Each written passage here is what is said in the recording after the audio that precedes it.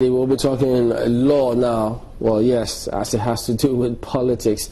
Well, Daniel Bala joins us now. He's a lecturer in law and member Lincoln's in London. Thank you for coming on today. It's my pleasure. Thanks for having me. Let's start off with the PDP. We'll eventually come to that in Abia. All of this legal perspectives going. I mean, you had the caretaker committee chairman talking about how could two courts of coordinate jurisdiction give rulings on the same kind of scenario. And people could only ask themselves, what's going on with our courts?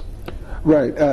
I have said it, I think, a number of times, different location or programs, that the problem we have with the conflicting decision coming from the various high courts, whether federal high court or state high court, stem from the decision of the Supreme Court in Federal Republic of Kalu versus Federal Republic of Nigeria, where the Supreme Court said that the decision of a high court cannot police the decision of another court.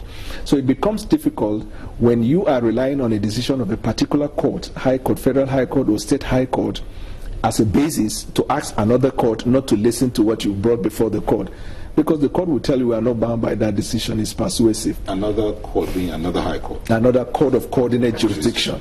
My problem is actually with, and I have said it before, if we have electronic case management system in Nigeria, we will avoid this kind of problems, because that is what you find in England, where when a high court, for example, a high court in London or high court in Liverpool, gives a ruling in the matter, that's the high court in any other place has it.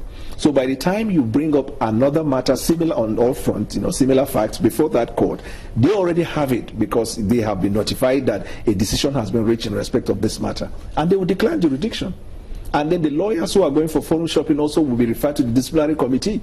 But that is not what we find here, because we don't have electronic case management system, and a judge must rule on whatever matter that comes before it. It's really, really funny and worrisome, where you get a decision from this high court and you get another decision from another high court. Both of the decisions are conflicting with each other, and the facts are the same, issues are the same, parties are the same. Even when they've been notified that there's already been a ruling about this kind of case, they still go ahead and rule on it. It's difficult for you to, okay, what's the medium for the notification? It will have to be the lawyers who are now appearing before the court to say, my lord, this matter has already been decided by your sister, by your brother in so judicial division.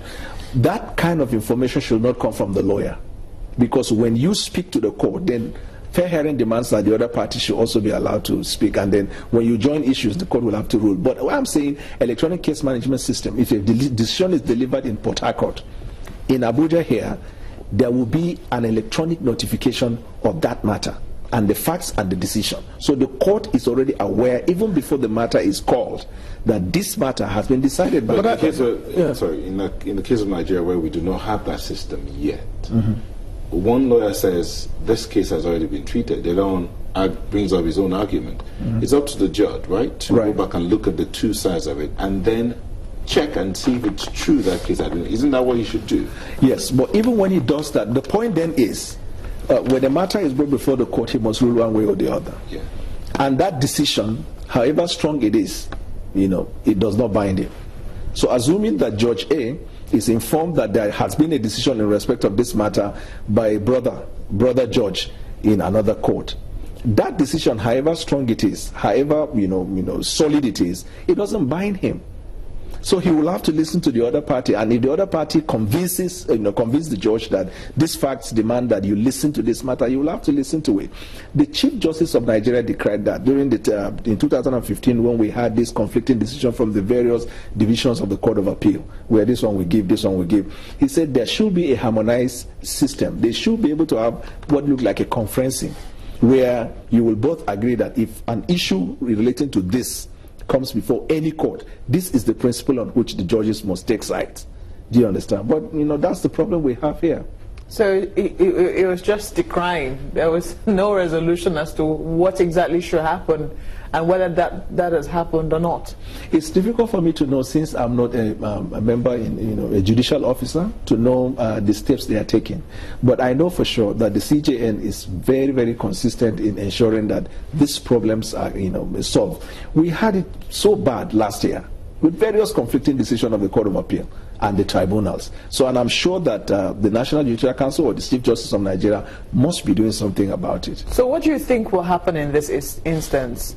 where it doesn't look like anything has happened, anything of the nature has happened. But we now have 2 rulings from, sister courts. I'm sure that with the various rulings there will be appeal. The system we run in the country is such that we have the High Court, we have the Court of Appeal, and then we have the Supreme Court. So either way, there must be an appeal to the ruling, appeal on the ruling of either of the courts to the Court of Appeal, and then finally it will get to the final bus stop, which is the Supreme Court. And by the time we get a decision from the Supreme Court in respect of conflicting decisions of court, now maybe they will correct their earlier decision in Kalu versus Federal Republic of Nigeria, and they will have to revisit it. But unless and until the final court, which is the Supreme Court, decide on a matter, that matter is not settled.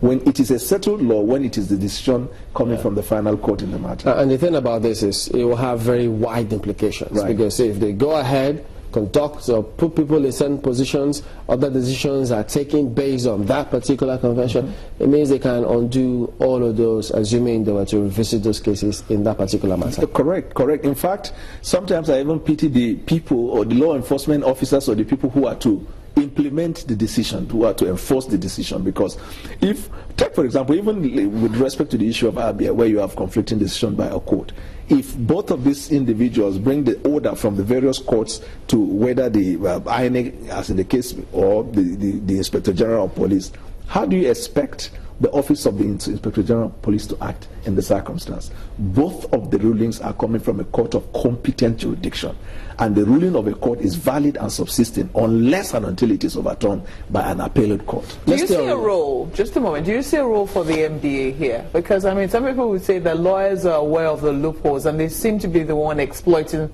these issues. There's the one who help their clients take the cases to court. Yes, I have said it before that, Rule 1 of the Rules of Professional Conduct is quite clear. It's just that it is unfortunate. Now, a lawyer is to uphold the rule of law, foster the cause of justice, and not to be engaged in any conduct that is unbecoming of a legal practitioner. That is our cardinal and golden rule of a lawyer. That's one. But then on the other hand, the lawyer cannot turn away the brief that the client gives him. Now, here comes the issue of the role of the MBA. Forum shopping, we know it is unprofessional. Where the court delivers a ruling in a matter here, you know that if you are not satisfied with the decision, all you have to do is to appeal.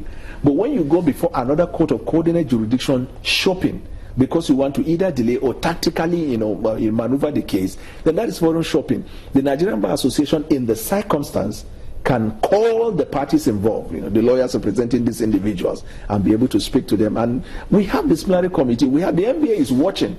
So I expect and thank God that we are at a threshold of a new administration in the NBA, even though there are conflicting issues as to whether the election was valid and whatever. But whatever happens at the end of the day, the new NBA will have to take this as a challenge, because the NBA has a role to play. The judiciary, they must play a role. For politicians, you can't tame them. The worst set of people we have are the politicians. They will continue to use their power, their influence, their money to take advantage of any loophole we find in our law. Isn't that why they say the law is an ass? So they just try to take advantage of any lacuna they find in there. Let's take a look at let's go deeper in this Abia matter. Right. Again, looking at court judgments from coordinate jurisdiction of courts. But does that mean that, because I know that when some of those cases broke, it was all over the place.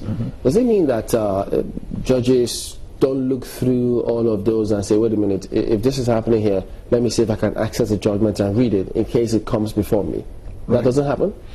Well, I believe it does. But you see, I can't speak for the judge. The judge does not even have to look at the judgment.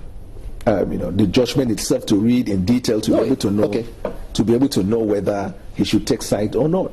If a decision is delivered in a matter, and these matters are brought before you, I'm sure parties will be notifying the court that, look, my lord, this matter has already been decided by a court. If they have filed any process, it's possible that they may have attached that judgment as an exhibit before the same court. So the judge should be abreast of the fact that there was a decision in respect of this matter. Let me give you an example. On the eve of the Kogi election, multiple applications were filed before, I think, Justice Kolawole of the Federal High Court. Several interpretation was called upon. The court was called upon to interpret the provisions of the Constitution. What did he do? He applied the doctrine of necessity. If I have to rule on this matter either way, it is going to alter the election coming up tomorrow. So what did the judge do? He declined jurisdiction and all of them went to the field and did the election. Whatever happens, consequently, you either go to the election tribunal or you appeal my ruling declining jurisdiction. And that way, we had election the next day.